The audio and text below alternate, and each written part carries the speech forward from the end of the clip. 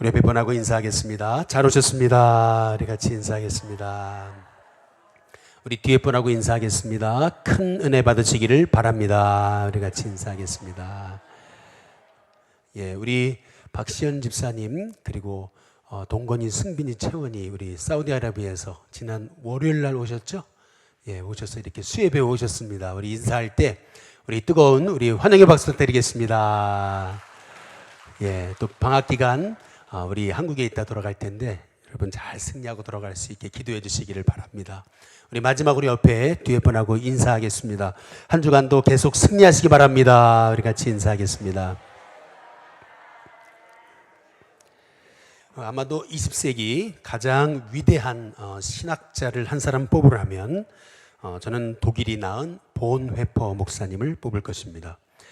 이 본회퍼 목사님은 히틀러 나치 시절 나치군에게 붙잡혀서 39세의 나이에 옥중 순교로 삶을 마감하게 됩니다. 옥중에서 순교하기 직전 바로 그 당일날까지 작은 예배를 인도하고 그는 교수형을 당하게 되는데요. 그의 마지막 말은 이렇습니다. 이로써 끝입니다. 그러나 나에게는 삶의 시작입니다. 이제 그렇게 고백했다는 것입니다. 나에게는 삶의 시작입니다. 나는 이제 진짜 천국에서의 삶이 시작되는 것입니다. 그렇게 고백했다는 거죠. 천국을 소망하며 또 확신했던 이 본회퍼 목사는 패배자가 아니고 진정한 승리자였다라고 하는 것을 의미하는 그의 마지막 고백입니다. 요새는 우리가 보통 인문학이다 그러지 않습니까? 근데 이 인문학에 이 세 가지 주제가 있습니다. 먼저 첫 번째는 나는 누구인가 라는 것입니다. Who am I? 나는 누구인가? 여러분, 우리는 하나님의 누구입니까? 하나님의 자녀입니다. 그렇다면 우리는 어떻게 살 것인가? 이것이 인문학의 두 번째 주제입니다. 어떻게 살 것인가? How to live. 그렇다면 우리는 하나님의 자녀로서 어떻게 살아야 돼요? 한번 따라해 보겠습니다. 하나님의 자녀답게, 하나님의 자녀답게 사는 사람이 그리스도인입니다. 그리고 세 번째, 인문학의 세 번째 주제는 어떻게 죽을 것인가 라는 것입니다. How to die. 어떻게 죽을 것인가. 그러면 우리는 하나님의 자녀로서 또 따라해 보시죠. 하나님의 자녀답게, 하나님의 자녀답게 우리가 믿음 안에서 하나님께 부름을 받아야 될 것입니다. 오늘 우리가 함께 읽은 말씀은 야곱의 유언입니다. 이 야곱의 유언을 통해서 우리는 한번 따라해 보겠습니다. 변화된 야곱. 야곱이 옛날 야곱이 아닙니다. 야곱은 변화되었습니다. 그래서 이 변화된 야곱의 이 마지막 유언을 통해서 우리 그리스도인의 인생의 마지막도 이렇게 아름다워야 되겠다라는 생각을 갖게 됩니다. 우리 창세기 49장 우리 1절에서 2절 말씀을 우리 한번 같이 읽어보겠습니다. 1절, 2절 그리고 28절, 33절 오늘 함께 읽으신 말씀 같이 1절 읽겠습니다. 함께 있습니다. 시작. 야곱이 그 아들들을 불러 이르되 너희는 모이라. 너희가 후일에 당할 일을 내가 너희에게 이르리라. 여기 보면 후일에 당할 일을 야곱이 말하겠다 이렇게 얘기합니다. 야곱의 유언은 단지 유언이 아니라 한번 따라해 보겠습니다. 예언. 그냥 유언이 아니었습니다. 단순한 유언이 아니라 아버지가 자식에게 마지막에 남기는 단순한 유언이 아니라 이 야곱의 유언은 이 예언과도 같은 그런 권위 있는 그러한 말씀이었습니다. 근데 오늘 여기서 보면은 1절에 야곱이 그 아들들을 불러 이르되 그 다음 뭐라고 말씀하냐면 따라해 보겠습니다. 너희는 모이라. 다 모이라고 그렇게 얘기합니다. 2절에도 너희는 모여 들으라 이렇게 말하고 있습니다. 그리고 나서 28절에 보시면은 이들은 이스라엘의 12지파라. 이와 같이 그들의 아버지가 그들에게 어떻게 했다고요? 말하고 그리고 그들에게 뭐 했습니까? 축복하였으니 그랬습니다. 야곱의 마지막은 자녀들을 말씀으로 축복하는 거였습니다. 그리고 나서 그들의 각 사람의 분량대로 축복했다라고 그렇게 말하고 있는데 여기서 분량대로라는 것은 한번 따라해 보겠습니다. 그릇대로. 예, 그 사람의 믿음의 그릇만큼 축복했다라는 거거든요. 그래서 33절에 우리 같이 한번 읽어보겠습니다. 함께 있습니다. 시작. 야곱이 아들에게 명하기를 마치고 그 발을 침상에 모으고 숨을 거두니 그의 백성에게로 돌아갔더라. 오늘 말씀에서 보시다시피 여기 창세기 49장은 야곱의 마지막입니다.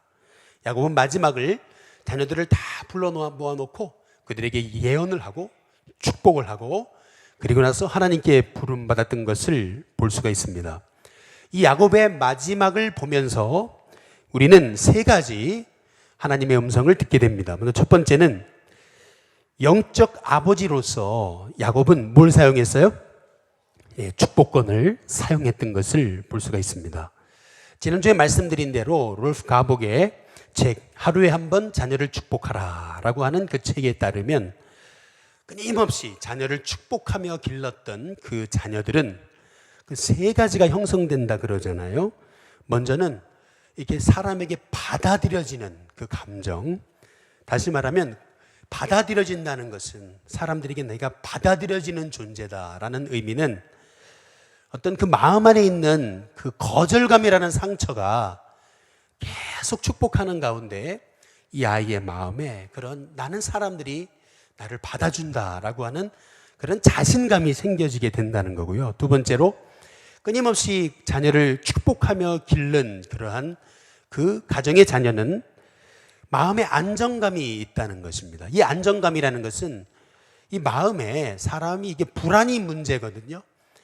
늘 불안한 게 문제인데 축복을 받고 자란 아이들은 그 마음속에 이렇게 안정감이 있다는 것입니다. 그리고 세 번째로 축복을 받고 자란 아이들은 아주 건강한 자아 정체성을 가지고 있다라고 하는 것입니다.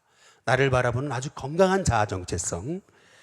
그래서 이 야곱의 이 마지막을 보면서 저는 우리 일신교회 성도님들이 여러분의 가정에서 매일 자녀를 기도로 말씀으로 여러분의 입술을 가지고 축복하시길 주님의 이름으로 축복합니다. 두 번째로 이 변화된 야곱의 마지막을 보면서 우리가 느끼는 것은 야곱은 은밀하게 자녀들을 축복하는 것이 아니라 공개적으로 축복합니다. 이게 왜 이렇게 중요한 거냐면 과거에 이 야곱의 아버지 이삭은요, 그 맏아들 에서만 따로 몰래 부르거든요. 그래가지고 너 축복해 줄게. 가서 사냥해 와라 이래거든요. 근데 그거를 리브가가 엿듣잖아요. 그래가지고 이러면 안 되는데 해가지고 야곱에게 탁 귀뜸을 해줘가지고 그래가지고 결국 이 야곱이 이 이삭의 이 축복을 에서가 받아야 됐던 것을 가로채잖아요. 예. 그러니까 여기서 이 자식들을 다 불러다 놓고 공개적인 자리에서 모여라 해놓고 나서 한 사람 한 사람 한 사람 이 축복하는 이 장면을 통해서 우리는 이 야곱이 얼마나 변화됐는가라고 하는 것을 알 수가 있습니다. 자기가 특별히 좋아했던 뭐 요셉이나 뭐 이런 베냐민이나 이런 사람들을 은밀히 불러다 놓고 이 아이들만 딱 축복하는 게 아니라 지금 야곱은 다 모든 아들을 불러다 놓고 그렇게 마지막 유언을 하고 있던 것을 볼 수가 있습니다. 이삭의 실수라고 한다면 에서를 은밀하게 불러가지고 그 에서만 축복하려고 했던 거, 그것이 결국 이 에서와 이 야곱 간에 서로 등지고 평생 원수가 되는 계기가 됐던 거거든요. 근데 이 야곱은 이제 그 인생의 말년에 그 자식들을 불러다 놓고 공개적으로 이렇게 축복했던 것을 볼 수가 있습니다. 여기서 볼 수 있는 것은 세 번째, 야곱이 어떻게 변화된 거냐면 자신의 어떤 그 편애 그리고 감정에 따른 그 예언이 아닙니다. 축복이 아니라 하나님의 음성을 지금 대언하고 있는 것을 우리가 볼 수 있습니다. 야곱의 가장 큰 문제였다고 한다면 야곱의 인생에서 야곱의 인생을 대표하는 가장 큰 문제는 편애였습니다. 편애. 이 요셉을 편애한 것 때문에, 라헬을 편애한 것 때문에 결국 그 형제들 또 자신의 부인들이 다 서로 미워하고 그리고 서로 등 돌리게 된 원인이거든요. 그래서 그것이 결국 편애가 분노를 낳은 거거든요. 특별히 요셉에게만 채색 옷을 입히고 했던 것이 형제들이 요셉을 향해서 그 분노하게 됐던 원인이었거든요. 그런데 이 야곱은 그의 인생의 말년은 편애하지 않습니다. 자기의 감정에 치우치지 않습니다. 오히려 하나님의 음성을 그대로 대언하는 그런 하나님의 사람의 모습을 볼 수가 있습니다. 오늘 이 야곱의 유언을 통해서 우리는 한번 따라해 보겠습니다. 각 사람의 분량대로, 이 각 사람의 분량대로 축복했다 그렇게 말하고 있는데 그릇대로 축복했다는 건데요. 이 말씀을 통해서 우리는 이 야곱이 12아들을 이제 하나 둘씩 이제 첫째부터 축복을 하거든요. 근데 이 첫째부터 축복을 하는 내용을 가만히 들여다보면은 우리는 이게 유언이라기보다는 예언에 가깝고, 그리고 이 예언은 우리가 어떻게 살 것인가, how to live에 관한 그러한 답을 이 아들들을 축복한 내용에서 볼 수가 있습니다. 그래서 오늘 그 첫째, 둘째, 셋째, 그리고 넷째 아들만 함께 살펴보면서 어떻게 우리가 살아야 될 것인가 라고 하는 하나님의 음성을 이 말씀을 통해서 우리가 듣기를 원하는데요. 먼저 첫 번째 장자는 르우벤입니다. 이 르우벤에게 어떤 별명을 붙여본다면 장자권을 빼앗긴 장자입니다. 장자권을 빼앗긴 장자. 이게 무슨 말이냐면 창세기 49장 거기 3절에서 4절에 보시면은 같이 한번 읽어보겠습니다. 함께 있습니다. 시작. 르우벤아, 너는 내 뭐라고요? 장자였습니다. 예. 그래서 거기 내 기력의 시작이다 이렇게 얘기하고 있습니다. 르우벤은 분명 이 야곱의 12아들 중에서 이 장자였습니다. 12아들이나 되는 그 많은 형제 중에서 장자가 된다는 것은 그 하나님의 선택이 있었던 인물이었던 것을 우리가 알 수 있는 거거든요. 구약에서 이스라엘에서 장자가 된다는 것은 유산을 2배로 받는다는 겁니다. 이게 장자가 된다는 특권이 엄청난 것입니다. 장자가 된다는 것 유산을 2배로 받고, 그리고 제사장이 된다는 거거든요. 가정에 영적인 제사장이 된다는 건데, 그런데 지금 이 르우벤은 그 장자권을 빼앗기게 됩니다. 그 이유가 뭐였느냐? 거기 4절에 보면은 같이 읽어보겠습니다. 함께 있습니다. 시작. 물에 끓음 같았은즉 너는 탁월하지 못하리니 내가 아버지의 침상에 올라 더럽혔음이로다. 그가 내 침상에 올랐었도다. 여기 보면 이 르우벤은 장자의 축복을 받은 인물이었는데 어머니를 범하는 그러한 죄를 범한 것을 지금 야곱은 말하고 있는 것입니다. 쉽게 말하면 이 르우벤에게 있어서는 정욕이 늘 먼저였습니다. 하나님의 뜻이 아닌 정욕이 먼저였고, 그리고 가정의 질서가 먼저가 아니라 자기 욕망이 먼저였습니다. 쉽게 말하면 삼손 같은 인물이었습니다. 하나님이 삼손에게 얼마나 많은 축복을 줬습니까? 힘 하나로 수많은 사람을 무너뜨릴 수 있었던 하나님께서 엄청난 힘을 주셨던 것이 삼손이었습니다. 나시린으로 불렀습니다. 그러나 삼손은 그가 하나님의 뜻대로 사는 게 아니고 정욕대로 살았습니다. 결국 마지막에 그 두 눈이 다 뽑히지 않습니까? 마찬가지로 여기 이 르우벤이라고 하는 사람의 인생은 먼저 첫 번째로 가정의 질서를 무시하고요, 자기의 정욕과 욕망대로 살았습니다. 그래서 그의 인생을 성경은 물에 끓음 같은 인생이다 그렇게 얘기하고 있습니다.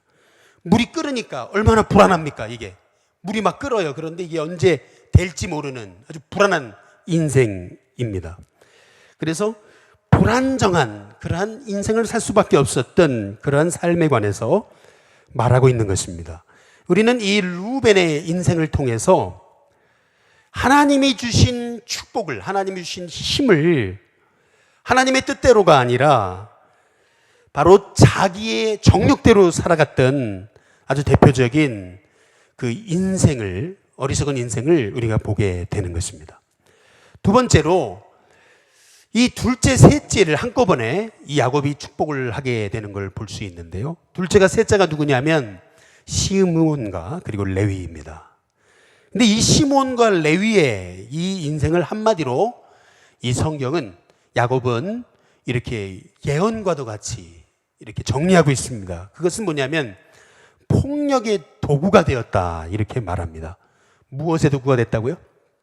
예, 폭력의 도구가 됐다. 이제 이렇게 말합니다.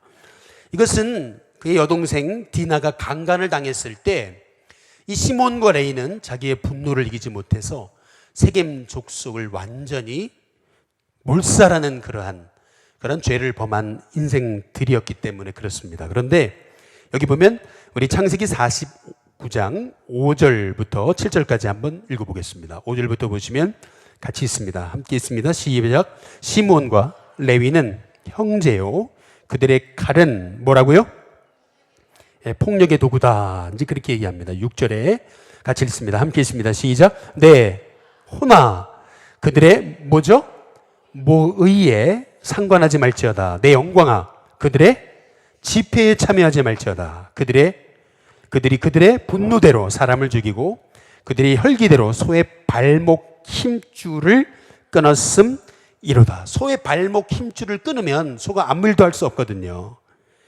그런 일을 행했다는 것입니다. 그리고 7절에 보시면 같이 있습니다. 함께 있습니다. 시작. 그 노여움이 혹독하니 저주를 받을 것이요 분기가 맹렬하니 저주를 받을 것이라. 내가 그들을 야곱 중에서 나누며 이스라엘 중에서 흩으리로다. 여기 시몬과 레위의 그 인생의 미래는 흩어짐이라는 것입니다. 그런데 여기 시몬과 레위의 인생에서 여기 성경에서 우리가 주목해 봐야 될 두 단어가 있는데 그게 뭐냐면 그들의 분노대로 혈기대로라고 하는 그런 말씀입니다. 한번 따라해 보겠습니다. 분노대로 혈기대로. 그러니까 이 시몬과 레위의 인생의 치명적인 실수는 그들의 분노와 혈기를 다스리지 못했다라고 하는 건데요. 그런데 오늘 여기 말씀을 잘 보시면 이 시몬과 레위의 문제는 단지 그냥 욱하는 감정, 욱하는 거를 참지 못해서 그들이 이렇게 저주를 받은 것이 아니라는 것을 알 수 있습니다. 그게 뭐냐면 거기 보면은 내 호나 이렇게 얘기하거든요.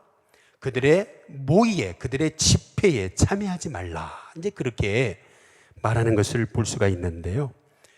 여기서 내 호나 그들의 모의에 그리고 그들의 집회에 참여하지 말라라고 하는 말씀의 의미는 뭐냐면은 이 시몬과 레위가 순간적인 욱하는 이 분노, 순간적인 욱하는 혈기 때문에 그들이 망하게 됐다는 것이 아니라는 것을 알 수가 있습니다. 그것이 뭐냐면 이 시몬과 레위는요, 욱하는 감정, 이 분노의 감정을요, 이 분노의 감정을 가지고 함께 악한 일을 모의한 거, 악한 일을 함께 꾀하고 악한 일을 함께 이렇게 만드는 것에 대해서 지금 이 야곱은 그렇게 얘기하고 있는 것입니다. 무슨 말이냐면 제가 제가 신학교를 입학하고 전도사 시절을 시작한 게 대학교 2학년 때였습니다. 대학교 2학년 때부터 제가 섬기던 교회를 떠나서 다른 교회에서 제가 전도사 생활을 시작했습니다. 아주 젊은, 아주 어린 나이에 21살 때였죠. 그때부터 전도사 생활을 시작했는데 전도사 생활을 이제 시작하게 됐을 때 나이는 어렸지만 그렇지만 이제 교회에 이제 속회 같은 걸 드리면은 이제 전도사님들을 모셔가지고 이제 속회 인도를 해달라 그러잖아요. 그래서 속회 인도를 하러 갔었습니다. 속회 인도를 해달라 그래가지고 평일날 속회 인도를 하러 평일날 갔는데 저 기대감이 많았습니다. 야, 나에게 속회 인도를 해달라네. 그래가지고 준비를 많이 해서 가서 속회 인도를 했는데 가자마자 이제 예배 드리자 그래가지고 바로 예배를 드렸습니다. 예배를 드리고 나서 딱 끝났는데 저는 그때를 잊지를 못합니다. 왜냐하면 아직도 잊혀지질 않아요. 이게 왜냐하면 속회를 딱 끝났는데 속회 끝나면은 진짜 젊은 전도사, 이제 처음 목회를 시작하는 전도사가 왔으면 뭐 좋은 얘기를 해야 되는데 그게 아니라 예배가 딱 끝나니까 그때부터 시작해가지고 교회에 대한 부정적인 얘기, 담임 목사님에 대한 부정적인 얘기, 성도님들에 대한 부정적인 얘기를 계속하기 시작하는데 와, 제가 거기 못 앉아 있겠더라고요. 그래가지고 제가 그때 젊은 마음이었기 때문에 제가 이제 가겠다고 딱 말씀을 드리고 그리고 거기에서 제가 나왔던 적이 있습니다. 그리고 나서 이제 그분들하고 거기 교회에 있는 동안 좀 껄끄러워졌죠, 관계가. 그런데 오늘 여기 성경에서 말하고 있는 것이 그것입니다. 여기 시몬과 레위의 문제는 뭐냐 하면 그냥 갑자기 욱한 거, 그것을 얘기하는 게 아닙니다. 물론 분노대로, 혈기대로 그렇게 말씀하고 있지만 이 야곱이 얘기하는 것은 내 호나 그들의 모의에 상관하지 말지어다. 내 호나 내 영광아 그들의 집회에 참여하지 말지어다. 여기서 말하는 것은 뭐냐면 이 시몬과 레위는 얼마든지 분노를 다스리고 얼마든지 혈기를 다스릴 수 있었는데 다스리지 않고 함께 영혼을 죽이는 데 모의했던 것을 지금 야곱은 말하고 있는 것입니다. 저는 우리 일신교회 성도님들이 부정적인 그 모의, 부정적인 모임, 부정적인 집회, 부정적인 만남, 여러분 그것을 기뻐하지 않는 하나님의 종들 될 수 있기를 주님의 이름으로 축복합니다. 여기 보면 그 시몬의 미래가 어떻게 되냐 하면 민수기 1장 23절에 보면은 같이 한번 읽어보겠습니다. 1장 23절 함께 읽겠습니다. 같이 읽습니다. 시작. 시몬 지파에서 계수된 자는 59,300명이었더라. 이 시몬의 지파가요, 처음에 민수기 처음 이제 광야 생활을 시작하기 전에 이제 그들의 지파를 셌더니 어떻게 됐냐면은 거의 6만이었습니다. 6만. 그런데 민수기 이제 26장을 넘어가 보시기 바랍니다. 다음 26장 14절. 40년이 지난 그 시절에 시몬의 종족들의 숫자가 어떻게 됩니까? 이는 시몬의 종족들의 계수된 자가 그 다음 얼마예요? 22,200명이었더라. 거의 2만으로 줄어듭니다. 6만에서 몇 만이요? 2만으로 줍니다. 거의 3분의 1이 줄어버려요. 뿐만 아니라 여호수아서 19장 1절과 19절에 보면은 1절 같이 읽어보겠습니다. 함께 있습니다. 시작. 둘째로 시몬 곧 시몬 자손의 집발을 위하여 그들의 가족대로 제비를 뽑았으니 그들의 기업은 그 다음 어떻게 돼요? 유다 자손의 기업 중에서라. 여기서 성경이 강조하고 있는 것은 뭐냐면은 시몬 자손의 지파는 유다에 편입됩니다. 9절 한번 보겠습니다. 9절에 보면 시몬 자손의 이 기업은 유다 자손의 기업 중에서 취하였으니, 이게 무슨 말이냐면 시몬 지파는요 나중에 유다에 흡수돼 버립니다. 유다에 흡수돼 버려요. 오늘 여기서 우리가 살펴볼 수 있는 메시지는, 이 야곱의 유언에서 살펴볼 수 있는 메시지는 혈기대로 사는 사람, 당장에는 승리한 것처럼 보이죠. 당장에는 승리한 것처럼 보이고 혈기대로 막 해버리니까 당장에는 승리한 것처럼 보입니다. 그러나 나중에는 점점 그 지파가 숫자가 줄어들고 나중에는 유다에 그냥 흡수되고 사라집니다. 이것이 의미하는 것은 뭐냐면, 성경이 의미하는 것은 한번 따라해 보겠습니다. 온유한 자가 땅을 차지할 것이라. 예, 성경은 혈기대로 사는 사람이 땅을 차지할 거다라는 말씀을 한 번도 한 적이 없습니다. 분노대로 사는 사람을 그가 땅을 차지할 것이라고 얘기한 그런 구절이 한 군데도 없어요. 성경은 거꾸로 당장에는 굉장히 유약하고 미련해 보이는 온유한 자가 결국에는 땅을 차지할 것이다 라고 성경이 말씀하고 있습니다. 그러면 시몬과 레위라 그랬는데 레위는 어떻습니까? 레위. 우리가 잘 아시다시피 레위는요 12지파에 다 흩어져 살게 됩니다. 여기 야곱의 얘기처럼 12지파에 다 흩어져요.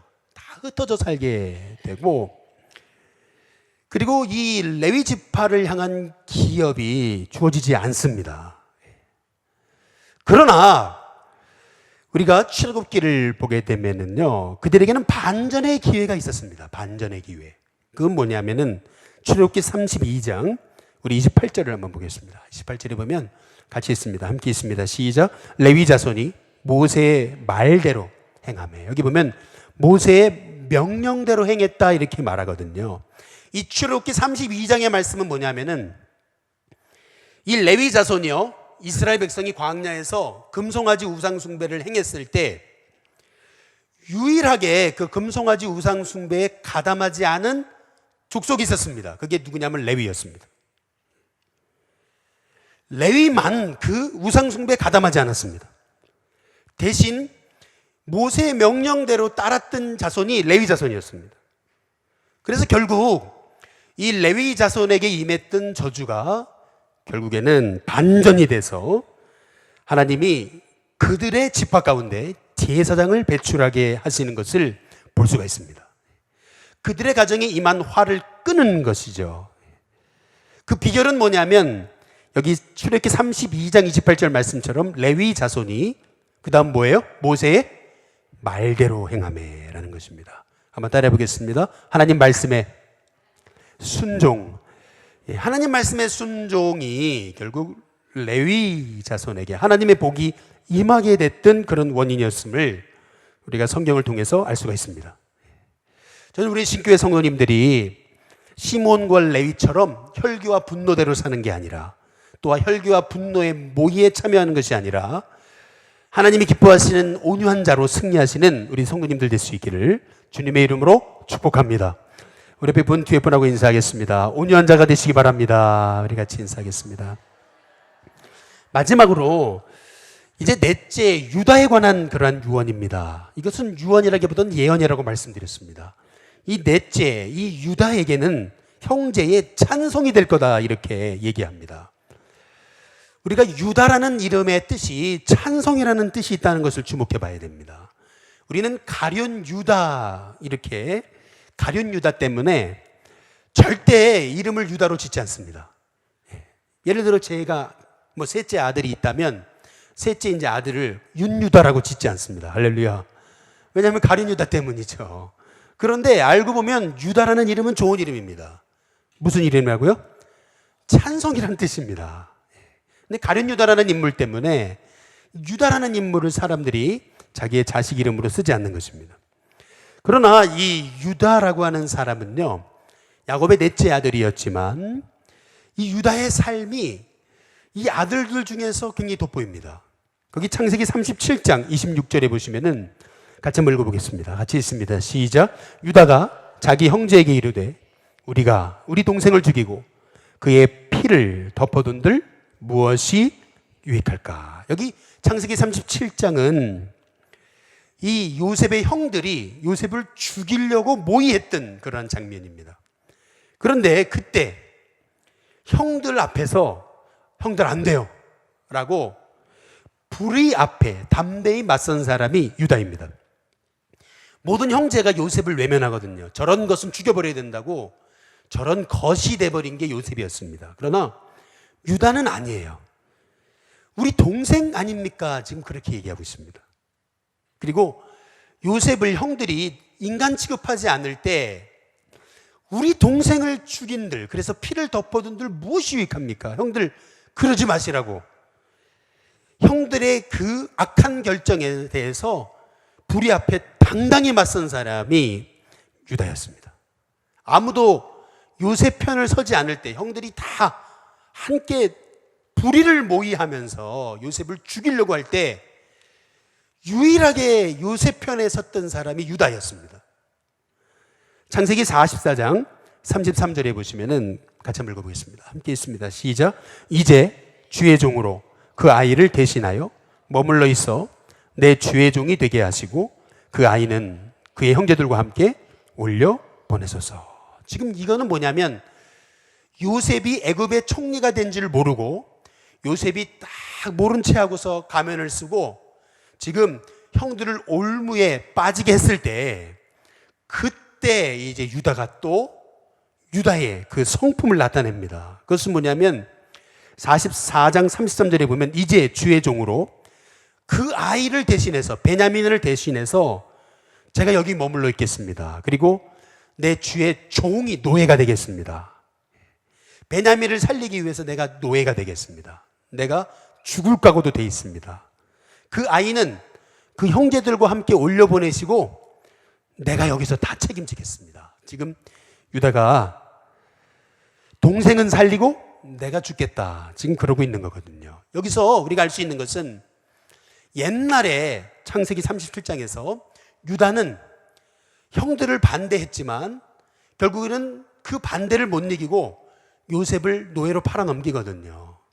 그런데 지금 베냐민까지도 잃어버리게 생긴 겁니다. 그러니까 유다는 이제는 안 된다는 겁니다. 그래, 내가 차라리 죽지. 내가 차라리 죽는 게 낫지. 베냐민까지는 이룰 수 없습니다. 내가 노예가 되겠습니다. 내가 차라리 여기서 볼모로 잡혀서 내가 죽겠습니다. 나를 죽여달라고 지금 그렇게 유다는 희생정신으로 무장했던 인물이었음을 볼 수가 있습니다. 유다의 모습을 통해서 결국 우리가 어떻게 살아야 되겠는가라고 하는 것을 볼 수 있는데요. 유다가 받은 복은 세 가지입니다. 첫 번째, 루벤이 빼앗긴 그 장자권의 축복을 받습니다. 물론 진짜 실제적인 장자의 복은 요셉이 받습니다. 그러나 이 유다는 장자권의 축복을 받습니다. 그리스도가 유다에게서 나옵니다. 그리고 두 번째로 사자 새끼와 같은 복을 받습니다. 사자 새끼와 같은 복이라는 것은 힘, 능력, 권세를 얻는 것을 볼 수가 있습니다. 사사기 1장 우리 1절에서 2절에 보면 여호수아가 죽은 후에 그랬거든요. 여호수아가 죽은 후에 이스라엘의 지도자 여호수아가 죽었다라고 하는 것은 이스라엘이 위기를 만났다라는 건데, 사사기 1장 2절에 보시면은 여호와께서 이르시되 누가 올라가라고요? 유다는 전쟁에 선봉해서입니다. 한번 잘 보십시오. 유다는 과거에 요셉이 어려움을 당할 때 형들의 불의에 맞서지 않습니까? 베냐민이 어려움 당할 때 내가 대신 죽겠다 그러지 않습니까? 그런데 그것은 지금 몇 대를 걸쳤는데 사사기서에서 다시 이스라엘이 위기 가운데 있을 때 유다가 선봉해서입니다. 유다가 선봉해서요. 여기서 우리가 잘 살펴볼 수 있는 내용은 뭐냐 하면은 유다가 살아왔던 그 삶의 발자취는 단지 유다의 삶에서 끝난다는 것이 아니라는 것입니다. 여러분이 오늘 살고 있는 삶의 발자취는 여기서 끝나지 않습니다. 여러분이 지금 살고 있는 그 삶의 발자취는 여러분 다음 세대, 다음 세대, 다음 세대로 이어진다는 것을 우리가 알아야 되는 것입니다. 마지막 세 번째로 유다가 받은 복은 뭐냐 하면은 평안과 풍요의 복이 그에게 임했습니다. 창세기 49장 거기 11절에 보시면은 그의 나귀를 어디에 매요? 포도주에 맨다. 이건 평안을 의미하는 것입니다. 그 다음에 끝에 그의 옷을 포도주에 어떻게 해요? 빨며. 포도주에다가 옷을 빨아요. 이게 뭘 의미하는 거냐면 그만큼 풍요롭다는 것입니다. 그런 풍요가 바로 이 유다에게 임할 것이다 라고 그렇게 말하고 있는데요. 이제 말씀을 정리하려고 합니다. 여러분 이 야곱의 유언에서 우리가 첫째 루벤, 그리고 둘째 시몬과 셋째 레위, 그 다음에 넷째 유다를 우리가 살펴봤는데요. 이들의 인생에서 우리의 인생을 보면서 우리가 깨닫는 하나님이 우리에게 주시는 음성은 뭐냐면 아주 장황하게 말씀을 드렸습니다. 아주 굉장히 많이 말씀을 드렸습니다. 그런데 다 잊어버리셔도 이거는 잊어버리지 않으셨으면 좋겠습니다. 야곱의 유언에서 보게 되는 결론은 뭐냐면 인생은 점이 아니라 뭐라고요? 선이라는 것입니다. 인생은 점이 아닙니다. 인생은 선입니다. 여러분이 오늘 여기서 기도하고 믿음으로 사는 거 점 찍듯이 점 찍는 게 아닙니다. 여러분은 지금 점 찍는 것처럼 보이지만 여러분의 인생은 점이 아닙니다. 성경이 말하는 것은 여러분의 인생은 점이 아니라 선이라는 것입니다. 여러분이 오늘 믿음으로 살고 여러분이 정말 주님만 바라보고 사는 인생을 산다면 그것은 점이 아닙니다. 그것은 선입니다.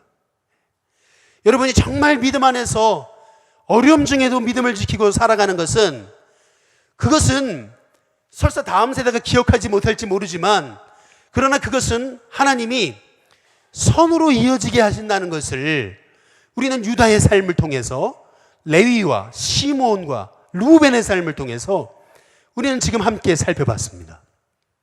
제가 이제 이 말씀만 드리고 마치겠습니다. 우리 젊은이부 예배 때도 3부 예배 때 잠깐 말씀을 드렸는데요. 제가 춘천에 있을 때 갑작스럽게 저희 담임 목사님께서 저기 서울을 가자고 그러셨습니다. 그래서 그냥 얼떨결에 그냥 모시고 여기 서울까지 왔어요. 그런데 와보니까 알고 보니까 온 곳이 지금 생각해 보니까 온 곳이 어디냐면 여기 신라 호텔이었습니다. 신라 호텔에 이제 딱 차를 딱 대고서, 그리고 이제 담임 목사님을 모시고 이제 신라 호텔의 큰 그 홀에 거기에 들어갔죠. 딱 들어갔는데 이거 좀 기이한 광경을 봤습니다. 뭐 설명을 하나도 듣지 못하고 그냥 같이 가자 그래가지고, 본래 설명하시는 분이 아닙니다. 그냥 가자 그러면 가야 되고 와라 그러면 와야 되고 뭐 그런 스타일이셨기 때문에 그냥 가자 그러니까 그냥 뭔지도 모르고 춘천에서 갑자기 그냥 해가지고 서울로 모시고 와가지고 와보니까 신라 호텔이었어요. 신라 호텔의 큰 그 연회장에 들어갔더니 어이구 굉장히 아주 되게 충격적인 그러한 광경이었습니다. 그게 뭐냐면 당시 우리 한국에 그 유명한 그 정치인들이 다 모여 있었습니다. TV에서만 보던 정치인, 거물급 정치인, 이런 사람들이 거기 다 있는 거예요. 그런데 이게 무슨 광경이지? 이러면서 보니까 그 큰 홀 중앙에 이게 저처럼 이렇게 곤색 양복을 입고 빨간 넥타이를 입고 아주 그냥 그 젊지는 않지만 젊어 보이는 그런 한 외국인이 가운데 딱 서 있는데 키가 뭐 한 190 정도 되는 것 같았습니다. 그냥 돋보이죠. 사람이 딱 돋보이는데 한국의 정치인들이 와가지고 그 사람한테 그냥 머리를 숙여가면서 인사를 하는 거였습니다. 그래서 제가 속으로 저 사람이 누군데 도대체 이러고 있지 이래가지고 어쨌든 그냥 저는 따라간 거니까. 그래서 이제 같이 이제 둥그란 테이블에 앉아가지고 뭐 사회에서 잘 나가는 그런 사람들 옆에 앉아가지고 앉아 있었죠. 나중에 이제 프로그램이 시작돼가지고 앞에서 이제 그 프레젠테이션을 하는데 거기서 제가 이제 이것 때문에 이 사람이 여기 있는 거고 저렇게 해서 저기 한국의 정치인들이 다 와 있는 거구나. 제가 그걸 알았습니다. 그게 뭐냐면 바로 거기서 받은 건데 바로 이 책 출판회였습니다.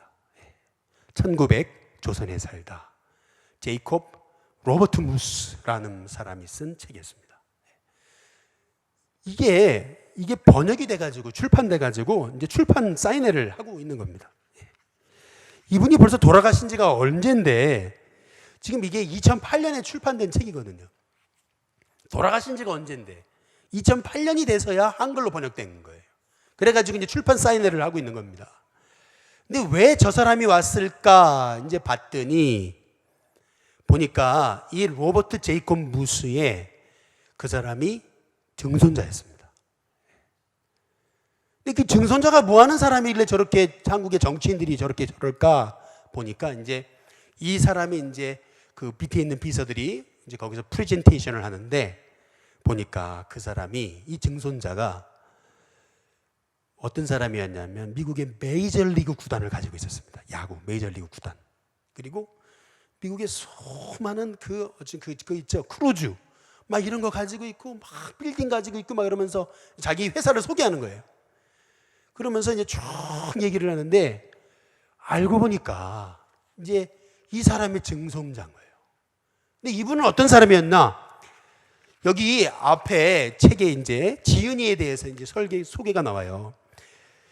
노스캐롤라이나 대학을 나오고 듀크 대학을 나왔습니다. 근데 과거에 엄청난 수재였죠. 그런데 한국에 1900년대에 한국에 와가지고 25년간 자전거를 타고 다니면서 이름도 없이 빛도 없이 시골이고 지방이고 다니고 선교하다가 결국 아무도 알아주지 않고 그냥 순교한 인물이거든요. 그런데 알고 보니까 여기 보면은 25년간 한반도의 거의 전역을 자전거로 누비면서 조선의 복음화에 자신의 모든 것을 바쳤다. 춘천중앙감리교회를 세운 장본인이 이 무스 선교사로서 이렇게 나옵니다. 알고 보니까 이 춘천중앙교회를 세운 장본인이 바로 이 사람이었기 때문에 그래서 거기에 이제 초대돼서 가신 거고 저희 담임 목사님이.